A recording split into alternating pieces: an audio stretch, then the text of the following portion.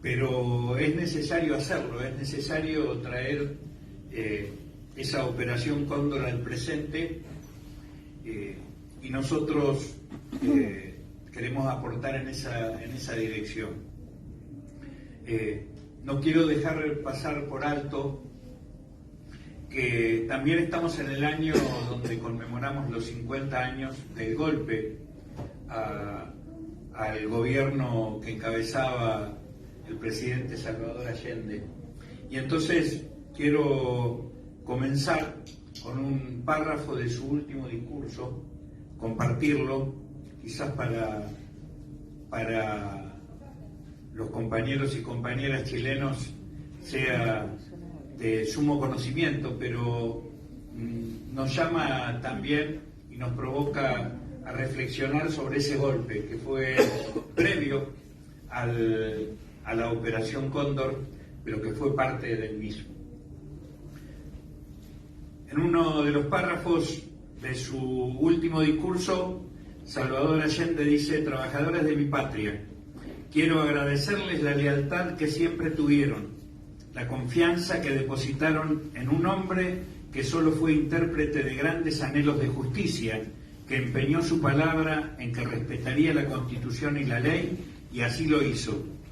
En este momento definitivo, el último en que yo pueda dirigirme a ustedes, quiero que aprovechen la lección.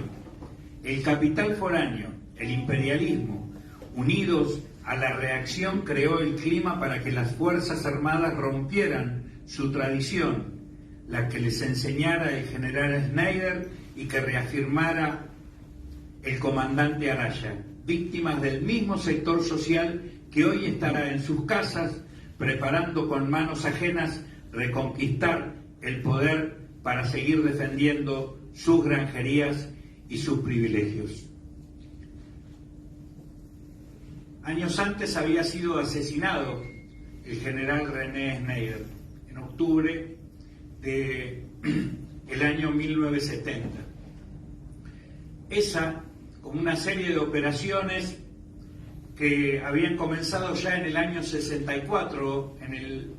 en el momento en que en la primera o en la segunda elección, en realidad, porque antes había ido a las elecciones en el 58, Allende estaba con grandes posibilidades de triunfar. Y fue ahí, en esos años, donde se pusieron en marcha desde Estados Unidos diversas operaciones para evitar que Unidad Popular llegara al gobierno. Cuando estaba a punto de hacerlo, en el año 70, asesinaron al general René Schneider, que era quien se oponía a la intervención de las Fuerzas Armadas en los intentos golpistas para evitar en ese momento que llegara Allende al gobierno. Y que, como no lo pudieron evitar, posteriormente las operaciones de Estados Unidos se continuaron extendiendo hasta el año 1973, en septiembre, que es cuando el golpe triunfa, el golpe de Pinochet triunfa. Ese 27 de junio de 1970, Henry Kissinger, asesor de Asuntos de Seguridad Nacional del presidente de Estados Unidos, dijo en una reunión secreta: no veo por qué nosotros deberíamos adoptar una actitud pasiva mientras Chile se vuelve comunista debido a la irresponsabilidad política de su pueblo, según él. El intervencionismo de Estados Unidos, que se expresó con claridad en ese golpe y que se sigue expresando también hoy en nuestro territorio, cuando la generala Richardson, jefa de la Cuarta Flota, visita a nuestros países imponiendo condiciones para apropiarse del litio, para apropiarse del agua, para apropiarse de los minerales. Cuando en nuestros países la odiosa deuda e ilegítima deuda externa implementada y aplicada por el Fondo Monetario Internacional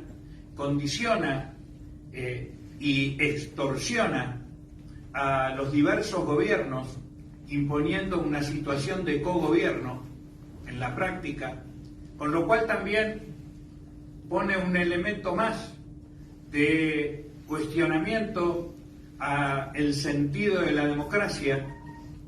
que en estos países, en nuestros países, lamentablemente está tan cuestionado, fundamentalmente porque no alcanza con la formalidad institucional para resolver los problemas del poder que esos mismos intereses foráneos y esas mismas oligarquías locales que fueron las que organizaron y se beneficiaron con el golpe en Chile, son las que también se benefician y organizan y planifican la fuga de capitales y la expoliación de nuestros territorios en el presente. Por eso, para nosotros,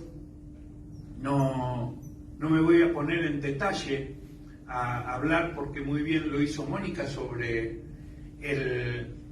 la operación Cóndor en sí. Simplemente sobre ella quiero incorporar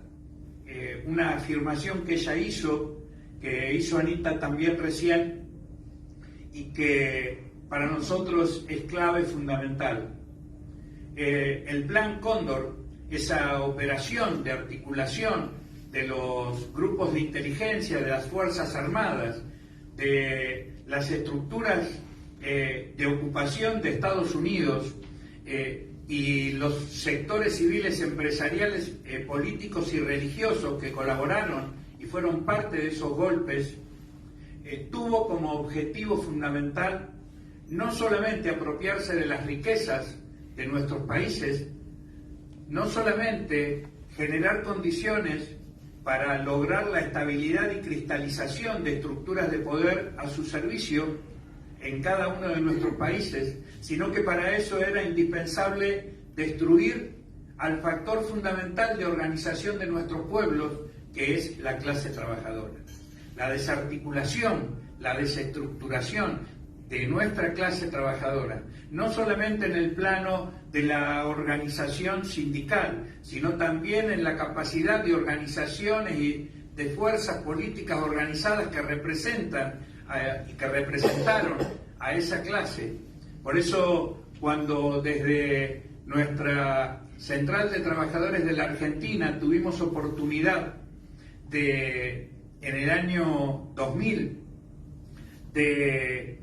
iniciar y ser parte creyente en el juicio que se abrió en España por parte del juez Garzón en España, llevamos un informe y una denuncia que acreditaba que el 70% de los 30.000 detenidos desaparecidos en la Argentina, desaparecidos y desaparecidas, eran trabajadores, eran delegados, eran dirigentes sindicales, eran militantes, trabajadoras y trabajadores, porque el Operación Cóndor tuvo y sigue teniendo,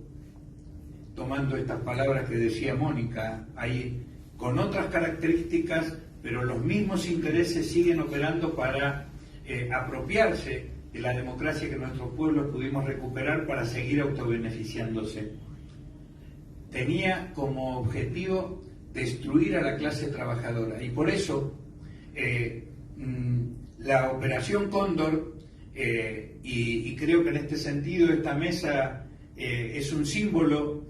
también de una tarea que desarrollamos cotidianamente, pero que todavía tiene mucho por delante para realizar. La capacidad de unidad de los poderes oligárquicos y imperiales para expoliar a nuestros pueblos tiene que seguir siendo respondida,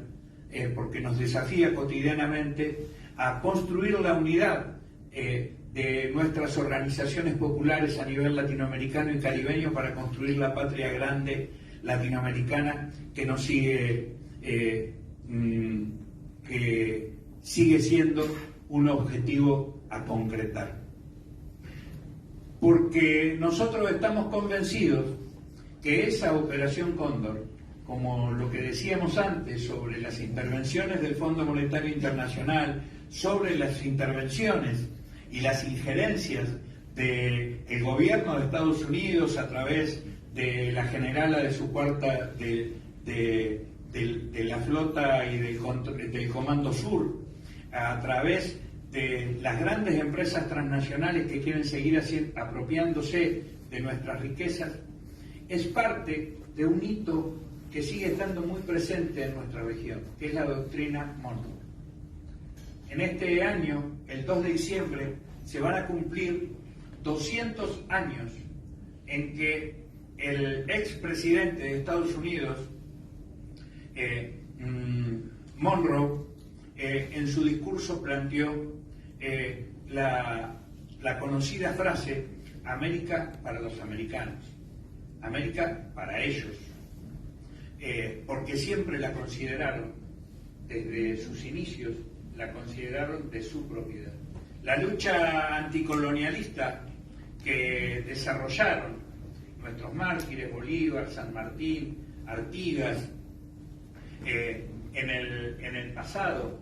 pero que a lo largo de la historia hemos podido enfrentar, hemos podido desarrollar como experiencias de lucha enorme de nuestros pueblos, nos obliga a reflexionar sobre la vigencia de esa doctrina Monroe. La historia de nuestros pueblos no son capítulos aislados, son parte de una historia común, y que luego de la capacidad que tuvimos como pueblos de liberarnos en las luchas de la independencia, de las imposiciones del Imperio Español, tuvo y sigue teniendo hoy como desafío enfrentarse a las estrategias de Estados Unidos de consolidar su capacidad de instalar el coloniaje en nuestras regiones. El Plan Cóndor fue el golpe a Allende en Chile, los distintos golpes que distintas experiencias de lucha de nuestros pueblos, el peronismo en la Argentina, las distintas experiencias de lucha de Brasil, de Chávez en Venezuela, un Brasil, quiero decirlo, que para nosotros es tan importante hoy, porque es la locomotora de la capacidad de que la unidad de nuestros pueblos y de nuestras organizaciones políticas nos motive y nos motorice en la capacidad de reconstruir unidad y poder organizado. Son experiencias que desarrollamos, de lucha que desarrollamos en la historia de nuestras naciones, que tienen que estar muy presentes hoy, pero que es imposible que se desarrollen como experiencias emancipadoras, experiencias políticas emancipadoras, si no contienen como parte fundamental de sus expresiones organizadas y de pensamiento a la clase trabajadora. Y al mismo tiempo, a nuestra clase trabajadora, tradicionalmente organizada en sindicatos, en centrales sindicales, nos desafía también en el doble plano, porque hoy en cada uno de nuestros países ya son 3 y hasta 4 generaciones que no han conocido, cuando no el trabajo, no han conocido el trabajo formal, cuando la precariedad laboral no solamente desarticula sus vidas cotidianas, sino que desarticula sus conciencias y construye nuevas subjetividades que en muchos casos, bien manipuladas por los factores de poder, son instrumentos de sus estrategias de dominación. Por lo tanto, la capacidad de organización de la clase trabajadora tiene el desafío de salir a convocar a esas nuevas generaciones de adultos, pero fundamentalmente de jóvenes, que hoy desarrollan sus experiencias de lucha contra el hambre, contra la pobreza, en un marco de precariedad laboral y de gran desorganización. Y entonces termino con esto. Y el segundo desafío es articular a nuestras centrales de trabajadores, enriquecidas con la incorporación orgánica de de esas nuevas formas de organización que la clase trabajadora genera en el marco de la precariedad, del cooperativismo, de la solidaridad, también en el marco de movimientos políticos que garanticen la perspectiva de la emancipación. La democracia se convertirá en un instrumento formal que cristaliza la estructura de poder, de dominación de las oligarquías locales y del imperio, si no somos capaces de profundizar esas democracias con nuevas formas de participación, con una nueva institucionalidad de intervención política de la clase trabajadora en sus diversas formas de organización. Creemos que esos son el desafío y la posibilidad cierta entonces de que aquella frase con que Salvador Allende cerró su discurso, trabajadores de mi patria, tengo fe en Chile y en su destino, superarán otros hombres este momento gris y amargo en el que la traición pretende imponerse. Sigan ustedes sabiendo que mucho más temprano que tarde, de nuevo se abrirán las grandes alamedas por donde pase el hombre libre para construir una sociedad mejor. Allende nos sigue convocando a la esperanza y a la capacidad colectiva de construir una nueva humanidad. Seamos capaces de hacerlo realidad. Gracias.